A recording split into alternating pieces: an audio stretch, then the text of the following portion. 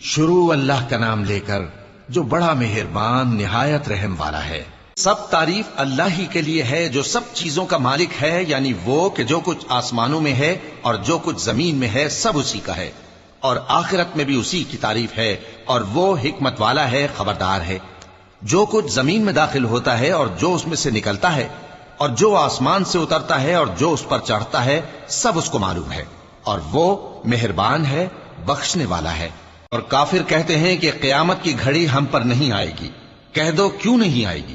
میرے پروردگار کی قسم وہ تم پر ضرور آ کر رہے گی۔